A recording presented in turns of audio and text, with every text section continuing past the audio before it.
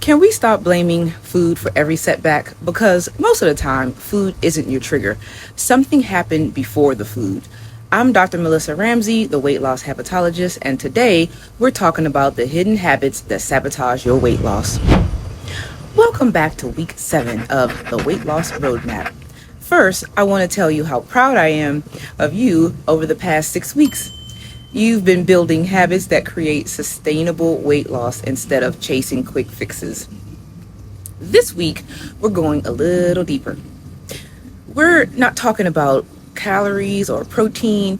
We're talking about what happens before you eat. Because if you don't understand your triggers, you'll keep repeating the same habits no matter what diet you're following. Why triggers matter? A lot of people believe weight loss comes down to willpower. I don't believe that. I believe it comes down to awareness. Every habit begins with a trigger. A feeling, a place, a routine, an emotion, a behavior, even a person. Those moments are what set your habits in motion. The food isn't usually the problem. It's what happened right before the food. And once you understand that, everything starts to make sense. This was me.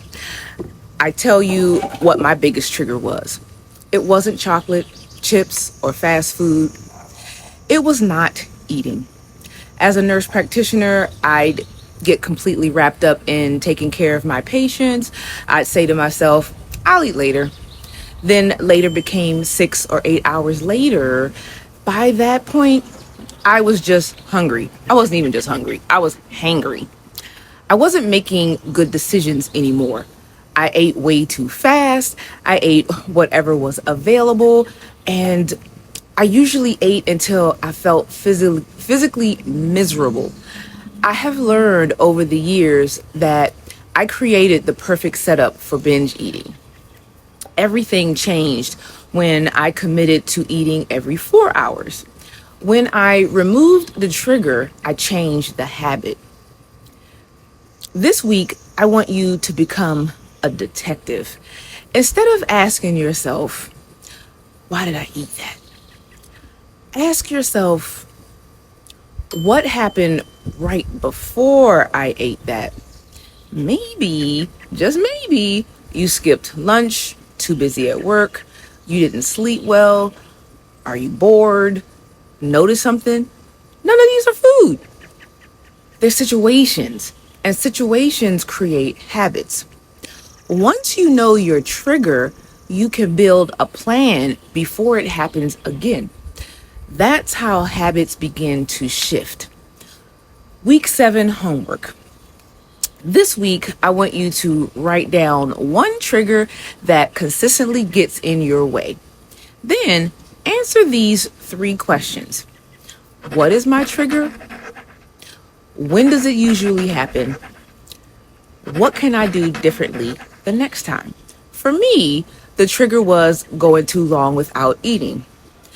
The solution was eating every 4 hours and planning ahead.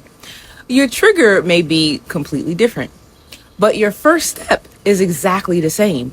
Recognize it. Remember, this journey has never been about perfection. It's about awareness, because awareness creates better decisions.